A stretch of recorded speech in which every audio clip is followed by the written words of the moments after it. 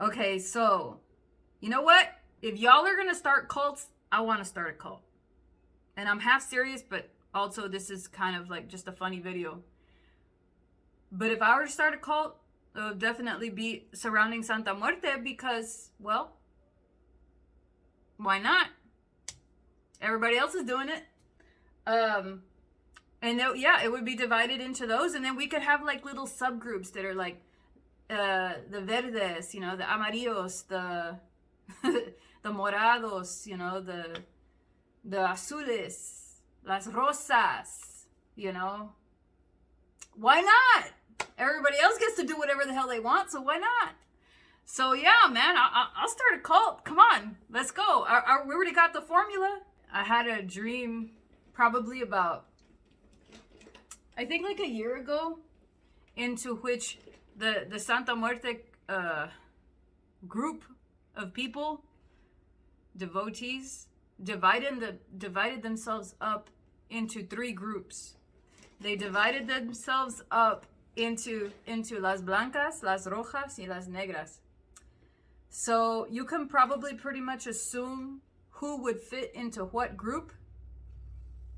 But of course, they all had the common belief of Santa Muerte. They all were very devout in their practice. Like, they never strayed from the formula. They had to go through the how do you say, the gauntlet to get to that point.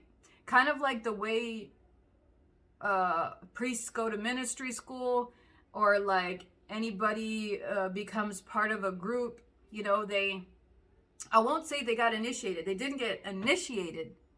They took vows. Their oath to Santa Muerte very seriously, to where they dedicated their whole lives to it. So basically, they almost became, like, you could say devotees, but like beyond that. And I'm not talking about like priests and priestesses and stuff like that. No, it's something else. I don't even know really the word for it, but they just became, like, this was their lifestyle, you know, through and through. There would not be one moment in the day where their devotion didn't somehow come up, or it wasn't affiliated with whatever they were doing throughout the day. So Las Blancas, right? Let's lay it all out. Las Blancas, they go through a whole process like the way a nun does, right? They basically marry themselves to Santa Muerte from a spiritual standpoint, meaning that they are abstinent, meaning that Santa Muerte is their everything. But also you have to keep in mind this: they don't affiliate themselves unless absolutely necessary to las rojas and las negras. They don't have any affiliation. Just the same way a Christian doesn't have any affiliation to someone who calls themselves a witch, for the most part, because it's in the Bible, right? So yeah, that's las blancas. But they're like that with Santa Muerte. They do like weekly rituals.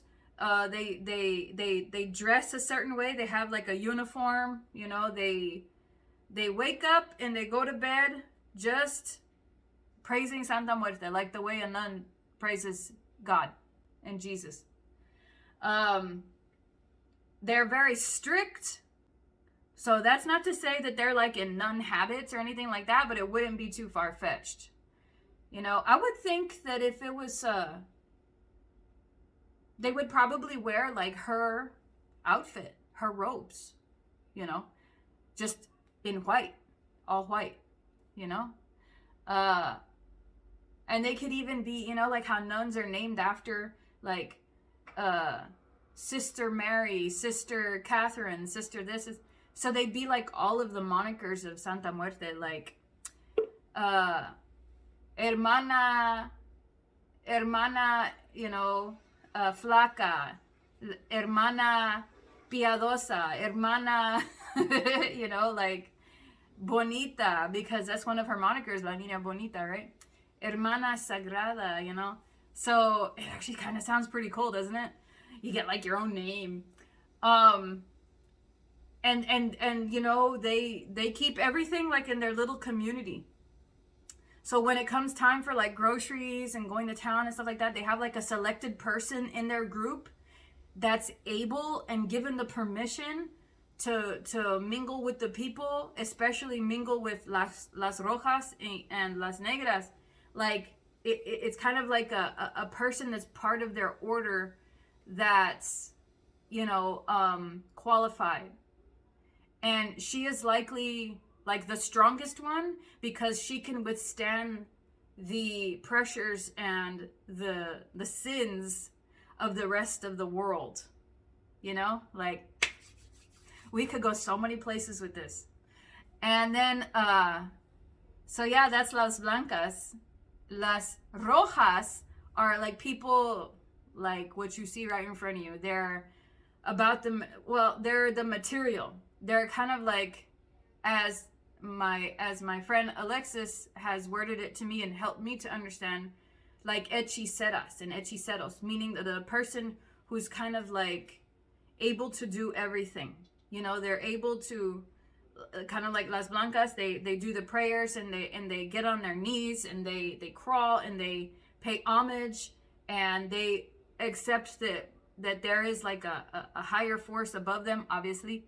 But they also tap into the realm of spiritual work. You know, like they could be like, you know, curanderos, like healers. They could be witches. They could be Protestants. They could be Buddhists. They could be anything else besides, on top of being a devotee to Santa Muerte, because that's like the group that they fit in. And one definitive giveaway of Las Rojas is they have pinstriping tattoo all the way from the top of their head, all the way to the side of their body, all the way down to the bottom of their foot, like a lowrider. Yeah, and that's actually their like designated cars as lowriders. It's part of the cult, guys. Get with it. I guess I didn't mention a vehicle. I don't think that Las Blancas have a vehicle. They probably ride bikes. Okay. But yeah, man, they're like in their lowriders like every weekend. They indulge, you know. They're the middle ground that has to know how to keep it healthy, or, you know, keep it real, keep it going, keep it structured. But at the same time also are absorbed in the material as well, you know. So that's the definitive giveaway of Las Rojas, is the pinstripe tattoo. In my dream, it was red and black, but definitely red. But also they could go to Las Negras if they want really dark spell work done. So I'm going to get to Las Negras. Las Negras are the ones that live a solitary life out in the woods. Those are the ones that get their hands covered in blood day in and day out. Raw, vulgar, animalistic humanity at its core. I'm talking the wood witch. The one who you only go to like if it's life and death, you know. I'm talking about the one that you just kind of like leave her the payment with a note at the door and then run. They're the ones, they're like disheveled, man. They chose a life of solitude. They chose a life solely dedicated to kind of like the opposite end of the spectrum. They're solely dedicated to Santa Muerte. But at the same time, because they are so opposite of Las Blancas, they have Santa Muerte like as their soul spirit that they go to, their matron, whatever. But they do work with others. And they don't have the restriction of only working with Santa Muerte, like the way that the other ones are dedicated solely to working with Santa Muerte. They can do whatever they want. They are beyond the menial mentality of the other two groups. You know, like that's how they feel. So yeah, man, this, like I said, this dream was very detailed and it divided them all up. But I already see that happening. And I'm sure it's been happening for years. So anyways, I guess if I had to pick one, I'd obviously be in the middle. And like I said, there could be like little subgroups, like, you know, Las Naranjas. Las Naranjas. But yeah, man, like, if all y'all are out there starting groups, I might as well, right? Like, I won't lead you guys astray. I haven't yet, have I? I've done pretty good, right? Like, right? I think so. I'm pretty neutral. Yeah, man, so join my cult. You know? You've already done the groundwork. We've already got the groundwork established. Now you just have to like pick a group, and I'll set you up. I'll set you up to be part of that group. I'll point you in the right direction. We just got to get some members first, though. Okay? Yeah, let's do this. We could even make like we can make it if you want to, because it's already headed in that direction. I don't know. We'll just make it like an official thing, and we can do this.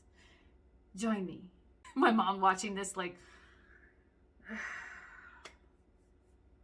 That's my daughter. I'll talk to you later, guys. Oh my God.